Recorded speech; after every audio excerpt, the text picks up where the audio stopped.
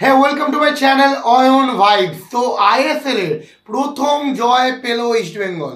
মানে প্রায় যেটা আগে টোটাল 8টা ম্যাচ খেলেছে ইস্টবেঙ্গল, যেখানে তাদের পয়েন্ট 4, প্রথম 3 পয়েন্ট পেল। মানে 8 ম্যাচের মাথায় এসে ইস্টবেঙ্গল প্রথম 3 পয়েন্ট পেল, প্রথম জয় পেল নর্থ ইস্টের বিরুদ্ধে। নর্থ ইস্ট একটা শক্ত টিম, একটা মানে এমন একটা টিম যে এখন 3 নম্বরে আছে। এই মাসে যদি জিততো তাহলে 2 নম্বরে চলে যেত, মোহনবাগানকে 3-এ ফেলে দিত। তো সেক্ষেত্রে মোহনবাগান ফ্যান্সেরা একটু আজকে অবশ্যই ইস্টবেঙ্গলকে দুদিক থেকে অভিনন্দন জানাবে। এক, প্রথম জয়ের জন্য, আর দুই, যাতে ইস্টবেঙ্গল হারালো নর্থ ইস্টে এবং তারা সেকেন্ডেই আছে মোহনবাগান। সে তুলনায় এইসব জিনিসকে সাইডে রাখি, তো মেনলি যে ব্যাপারটা, ইস্টবেঙ্গল আজকে অস্থির ফুটবল খেলেছে। মানে দেখে মনে হচ্ছিল যে ইস্টবেঙ্গল জিততে তো এসেছেই। প্রথমত বড় একটা প্রবাদ আছে বাংলায় ফুটবলে, যে খোঁচা খাওয়া বাঘ আর ইস্টবেঙ্গল দুটো সেম। আসলে এই খোঁচা খাওয়া ইস্টবেঙ্গলের সময় লাগলো 8টা ম্যাচ পর্যন্ত, বাট তার অ্যাপ্রোচ কিন্তু আমরা কিন্তু এএফসি চ্যালেঞ্জ লিগেই দেখে ফেলেছিলাম। যে অ্যাপ্রোচে তারা নেমেছিল, যে জেতার ডেডিকেশন নিয়ে নেমেছিল, যে ভাই আইএসএলে যা হচ্ছে হোক, ডুরান্ড কাপে যা হয়েছে হয়েছে, ডার্বিতে যা হয়েছে হয়েছে, এএফসি চ্যালেঞ্জে আমরা অন্য টিম, আমরা অন্যভাবে খেলবো।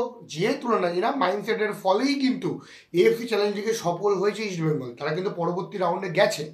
তো এইবারে যখন ওইখানে একটা কনফিডেন্স গেইন করেছে, দেন পরের ম্যাচ যেখানে ছিল মোহামেডানের বিরুদ্ধে, যার বিরুদ্ধে নজর হয়ে গেছিল ইস্টবেঙ্গল, সেখান থেকে ম্যাচটা বার করেছে, যে ড্র করেছে ম্যাচটা। ডিফেন্ডারদের আরও আত্মবিশ্বাস বেড়ে গেছে, স্বাভাবিক। আজকে বিভিন্ন দর্শকেরা খেলা দেখতে গেছিলো, আমি দেখছিলাম অনেক দর্শক খেলা দেখতে গেছে, আমার পাড়া থেকে অনেকে গেছিলো। তারা ভেবেছিল যে ইস্টবেঙ্গল এবারে জয়ের সরণিতে ফিরবে। তো এই যে তাদের মধ্যে একটা কনফিডেন্ট, এই যে আত্মবিশ্বাস, প্লেয়ারদের মধ্যে একটা আত্মবিশ্বাস, ওরা আজকে যার ফলাফল নর্থ ইস্টকে 1-0 গোলে হারায় ইস্টবেঙ্গল। ডিয়ামান্টাকসের গোলে, সেই ডিয়ামান্টাকসের এই যে গোলের যে সেলিব্রেশন এরকম, সেটা আমরা মিস করছিলাম, স্বাভাবিক। বিভিন্ন ইস্টবেঙ্গল সমর্থকেরা মিস করেছিল, বিভিন্ন ইন্ডিয়ান ফুটবল সার্কিটে যেসব সমর্থকেরা আছে তারা মিস করেছিল। তো ফাইনালি সেটা ফিরে আসে। ডিমিট্রি ডিয়ামান্টাকস কিন্তু পর ম্যাচে গোল করছে এবং টিমকে কিন্তু একটা কমফোর্টেবল জায়গায় নিয়ে যাচ্ছে। যদি গোটা ম্যাচের ব্যাপারে বলতে চাই, যে ট্যাকটিক্যাল বিষয় আলোচনা করতে চাই, সেটা অবশ্যই আজকের যে ফরমেশন ইস্টবেঙ্গল 4-4-2 ফরমেশনে নেমেছিল, যেখানে একটা শকিং ব্যাপার ছিল কি, জিকসন সিংকে অ্যাজ আ রাইট উইঙ্গার খেলিয়েছিল। কারণ যেহেতু আগের ম্যাচে মহেশ এবং আমাদের নন্দকুমার দুজনেই কিন্তু লাল কার্ড ছিল বলে এই ম্যাচে সাসপেন্ড ছিল। তো যদি বলতে হয়, এই যে ট্যাকটিক্সটা আমি বলবো যথেষ্ট তারিফ করবো, কারণ জিকসনের মধ্যে একটা ডিফেন্সিভ কোয়ালিটিও আছে। সে ওপরে যেমন হেল্প করতে পারে, ডান নিচে এসেও বল কালেক্ট করতে পারে, নিউমেরিক্যাল অ্যাডভান্টেজ বানাতে পারে মোহাম্মদ রাকিবের সাথে, সেটাই করেছে। বাট 60 মিনিটের পরে কিন্তু দেখা যাচ্ছিল যে ইস্টবেঙ্গলের যে প্লেয়ারগুলো প্যারালাল, মানে সোজাসুজি ছিল একে অপরের, সমান্তরালভাবে। যেখানে উইংয়ে জায়গা করছিল না, বাঁদিকে পিভি বিষ্ণু অনবদ্য ফুটবল খেলেছে, আর ডান দিকে সেরকম এফেক্টিভ হচ্ছিল না। ওই জায়গাটায় একটা মাস্টার স্ট্রোক খেললো অস্কার বুজমান, প্রভাত লাকড়াকে নামিয়ে দিল, আলাদিনকে চলতেই দেয়নি। আর আজকে কিন্তু ইস্টবেঙ্গলের জেতার পিছনে অন্যতম কারণ ছিল আলাদিনের না চলা। যেভাবে রাকিব তাকে আজকে আটকে ছিল, যেভাবে হোল্ড করেছিল, ব্লক করেছিল, আলাদিনকে বাধ্য হয়েছিল আলাদিনের পজিশন চেঞ্জ করতে। আলাদিন পরে কিন্তু ডান দিকে চলে আসে এবং মিডিলে চলে আসে, স্ট্রাইকারের সাথে চলে আসে। সে কারণে আমি বলবো মোহাম্মদ রাকিব আজকে অসাধারণ ফুটবল খেলেছে। আনোয়ার আলী যেসব বলগুলো উইন করছিল, ডান দিক থেকে ভেসে আসা বল, যেভাবে ক্রসগুলোকে উইন করছিল, বলগুলোকে ঠিকঠাক জাজ করছিল, এবং যে ডিফেন্সে যে 4 জন মেনটেন করছিল যে লাইনটা, এটা কিন্তু ইস্টবেঙ্গলে বারবার আমরা প্রশ্ন তুলেছিলাম, বারবার আমরা বলেছিলাম যে এই ডিফেন্সিভ ব্যাকফোর এদের কিন্তু লাইন মেনটেন হচ্ছে না। আজকে কিন্তু ইস্টবেঙ্গল হাই লাইন খেলেনি, তা সত্ত্বেও কিন্তু আলাদিনকে কিন্তু অফসাইড ট্র্যাপে ফেলে দিয়েছিল। যার মেনলি কারণ ছিল যে 4 জনের মধ্যে যে আন্ডারস্ট্যান্ডিং, একে অপরের কাছে যতটা কম গ্যাপ দেওয়া যায় সেটাই হয়েছিল। হ্যাঁ, জিতিন এমএস বারবার লালচুক লুকাকে বিট করছিল ঠিকই, বাট পরে কিন্তু লালচুক লুকা সেটাকে রিকভার করছিল। তো যে তুলনায় বলতে গেলে আজকে এইটা ট্যাকটিক্যাল ব্যাপার আছে, ইস্টবেঙ্গল কিন্তু বারবার কিন্তু মাত দিয়েছে। আসলে বারবার মোহনবাগান নামটা চলে আসছে, কারণ আমি ইস্টবেঙ্গলের এরকম ভিডিও এটাকে বানাইনি, কারণ ইস্টবেঙ্গল জেতেনি, আজকে জিতেছে। তাই অবশ্যই ইস্টবেঙ্গল সাপোর্টারদের আজকে একটা আনন্দের দিন, উৎসবের দিন। আমি দেখলাম খেলা শেষ হওয়ার পরে এখানে বাড়িও ফাটাচ্ছিল, এখানে অনেক ইস্টবেঙ্গল ফ্যানের আছে, পাশের পাড়ায় পুরো ইস্টবেঙ্গল ফ্যানেদের পাড়া। তো সেই তুলনায় তাদের আজকে অবশ্যই আনন্দের দিন।